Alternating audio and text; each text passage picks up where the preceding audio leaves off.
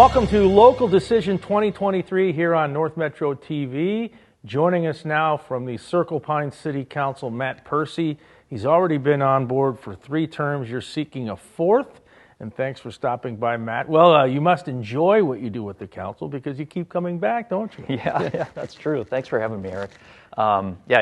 It's been a real blast. It's been a great experience to be on the council. We've gone through a lot of changes in Circle Pines over the last 10 to 12 years. A lot of changes with infrastructure, with how we do our public safety and services and everything. But one thing that's been really constant is our ability to kind of smooth things out between the highs and the lows in terms of how much we're charging our residents for the services that they receive. And I've been really proud about that. I think that being able to keep on a steady path has been good for the city, and it's been good for our residents because they know what to expect. Circle Pines, outer ring suburb with, kind of a pastoral existence as far as being in wide open spaces, yet you're close to the 2 downtowns, St. Paul and Minneapolis. How do you preserve that lifestyle in Circle Pines? So it's interesting with Circle Pines because we're fully built out at this point, so we don't have a lot of those growth issues that a lot of other cities are dealing with. So we typically don't have developers coming through and people arguing about how big lot size is going to be and everything like that.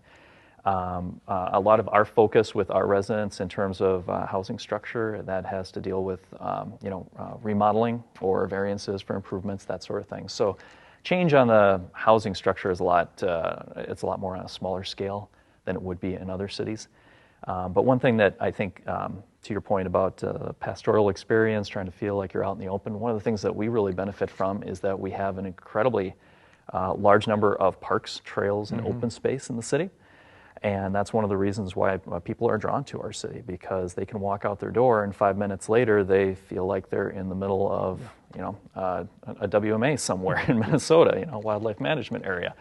And there's lots of places to walk and stroll, and with Rice Creek running through the city as well, it doesn't take much for people to feel like they're getting away from it all. So the proximity to nature, trails, that's a huge positive for Circle Pines. What would you say the other benefits are? Well, one of the huge benefits we have is, of course, the Centennial School District, and that obviously draws a lot of young families into our area. That would be one of our huge positives. Another big draw is the fact you mentioned the geography. It's easy for us to get to both St. Paul and Minneapolis. We're a 15-minute drive away from either one. Personally, I like the fact that we're on the north side of the Twin Cities because when we tend to take a lot of our short vacations up north, Lake Mille Lacs and Duluth. And it's nice not to have to drive through the rest of the Twin Cities to get up there, and especially when you come home on Sunday, you can just get right off the freeway and you're right there. Circle Pines is also, like I mentioned earlier, we've been spending some time, or quite a bit of time and resources upgrading our infrastructure and getting our streets and our sewer lines rebuilt and everything, and trying to get ahead of those before they become big problems and more expensive problems. So I think that's a huge benefit as well. People don't have to worry that their water line's going to explode in the middle of the winter, and they don't have to worry that down the line we're going to be tearing up their street in the middle of the summer, because we've gotten that taken care of now. So I think those are all big positives for our city. What do you think Circle Pines needs to fix? Are there any things that they got to get better at as a city, improve on? Well, one of the things we're looking at right now is doing a refresh of our existing park system. So we have been putting incremental money into the parks over the last 20 years or so. We're actually looking at possibly bonding additional dollars to make some larger upgrades to different areas of our parks in terms of facilities and the types of maintenance we would do. So I think that's a big avenue of opportunity for us. We've been also working with the state over the last few years to try to complete the Rice Creek Regional Trail North Corridor. Basically, it comes up from the south all the way to Shoreview on our southern border there. And then it's also coming in from Lino Lakes over by Baldwin Park on the east side of town. But there's no way to connect them in between right now. So we're trying to get additional bonding dollars from the state to finally build that additional piece, put a couple of bridges in there so that people will be able to use that. And then you can go all the way through the city. You could go up to Centerville. You could go south all the way downtown if you wanted to, all on trail system. So that would be a huge benefit for us too. So like we said, you've been on the Circle Pines City Council for 3 terms, possibly a 4th. Do you feel like you've grown into the position? What have you learned? What's the learning curve been like the last few years?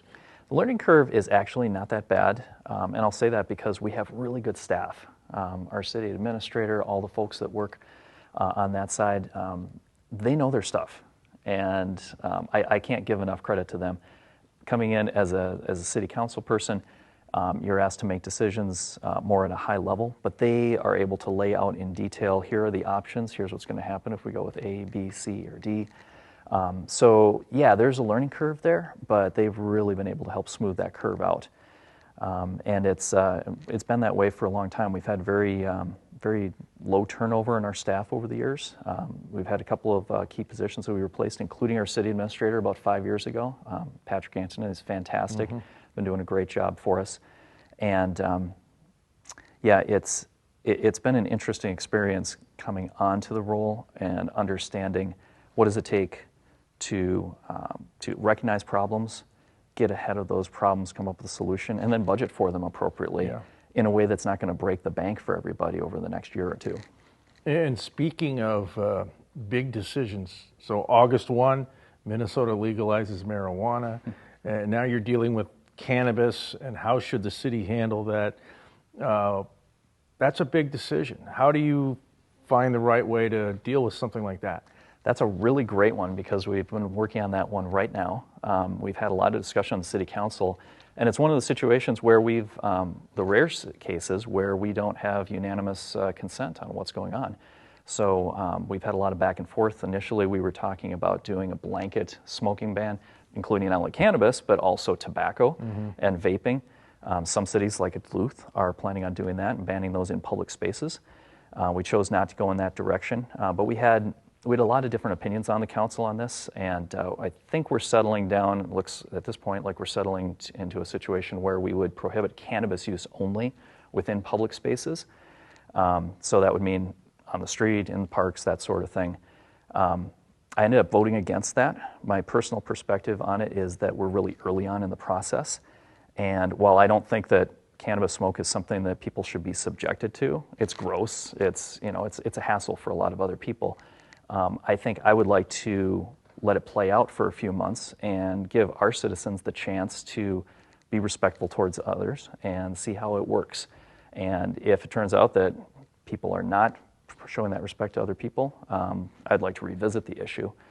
I don't know, for a situation like this where it's not a clear, direct impact to public safety and health, I think I'd rather give people the freedom to choose what they want to do, and then we'll see how that works out. But the way that it's looking right now, it looks like we probably will pass that cannabis ordinance here in a couple of weeks. And really, each city in Minnesota's on their own island, aren't they? I mean, they've been left to their own devices to navigate this and figure out what's best. Yeah, it's a case where the state could have created a standard for all the cities, but they chose not to. And so it's nice to have individual choice, but it does create that patchwork quilt of one regulation here, different regulation here. It comes back to, it looks like our cities are going to become little miniature laboratories of democracy here to see how things work out. Circle Pines has joint police, joint fire. Do you like that? Moving forward, are you going to tinker with anything, or is everything good status quo? So things are status quo, I would say. It's worked out really good for us in the past, and it's the way of the future, really, to be able to collaborate with your surrounding communities. And I think we've had a really strong relationship on our police department with both Lexington and Centerville. That's worked out great for us. With the fire department, it's us with Centennial Fire District. We've got Centerville with us, and we used to have Lino Lakes. As we know here, about 6-7 years ago, Lino Lakes decided to go off in their own direction. And I think that was a mistake. I don't think the future is for cities to have their own individual departments. I think collaboration with other cities creates cost savings, creates savings in terms of management and et cetera. Plus, it's a lot easier for us to help each other out, too. So I think the future going forward is going to be more of a regional approach. And Centennial Fire District here a couple years ago we pushed forward with that regional approach because we started to partner with our neighboring district, Spring Lake Park, Blaine, Mounds View, which is a tremendous department, and we've contracted with them, and they're providing our management in terms of fire chief and on-site chief. In return, we're able to collaborate with them for training and other issues. And so our firefighters are learning from them. They're learning a lot from us in terms of EMS, which they weren't quite as strong on before. And I want to, personally, I would like to see that relationship expand as we go forward. And hopefully, eventually, other communities will take notice of that and say, this model really works. We should be doing this on an even grander scale. And I think we'll be having a lot more discussions about that over the next 5 to 10 years. In your 3 stints on the council, maybe 4 coming up, is there anything that you've had to deal with that you had no idea was part of the job description? Yeah. One of the major issues that we're dealing with, or have been dealing with in Circle Pines for a long time, is with a particular business on Lake Drive that used to be known as the Down Under Bar. They came to us about 12, 13 years ago, and they said, we've got a plan, we want to rebuild. I was on the Planning Commission at that time, and so we approved the plans that they had, and we said, here you go at it. And then nothing happened, and we went many, many years with no development. Eventually, we got to the point where we had to condemn the property to get them to tear the building down because it was falling apart. And now we've been in some disputes with them about what's left. There's still an empty basement there, which we think is a hazard for the community, as well as an eyesore. Mm-hmm. And yeah, that was one issue. When I started this, I didn't think that we would be in a 12-year process to try to get a single piece of property redeveloped. Yeah, and I suppose you discovered that you may go in with, a grandiose idea, but the wheels of change sometimes grind slowly, don't they? Yeah, they really do, especially when you start to get the court systems involved, and that tends to slow things down and throw sand in the gears really fast. How do you look at the future of Circle Pines? As you said, there's not much development that's going to happen, but it's still an attractive city. It's surrounded by other cities that are growing. Mm-hmm. How do you look into that crystal ball and say, this is what I think Circle Pines should be? Yeah, I think Circle Pines is going to be, it's not going to have radical change, which mm-hmm. I think is what people are looking mm-hmm. for. We're not going to be tipping up the apple cart or anything like that. As far as housing stock goes, we're going to continue to focus on helping individuals with rehabbing their buildings, expanding out. Some of our housing stock is old. It needs to be upgraded. So we're going to continue to focus on that. We're going to continue to help out any way we can with the Centennial School District to try to make that a good place for young families to move in and try to keep up our property tax base. And we're not going to let go of the things that work, like our park system. And we'll continue to push forward on that and make sure that people not only want to live there and work there, but also have a place to play and grow when they're not doing those other activities. Do you feel like the park system, the trails in Circle Pines, stack up to any city of its size in the state? Oh yeah, without question. And if you look at on a per capita basis, I think we're right up there at the top with any other city in the community or in the state in terms of how much space is available for each one of our residents.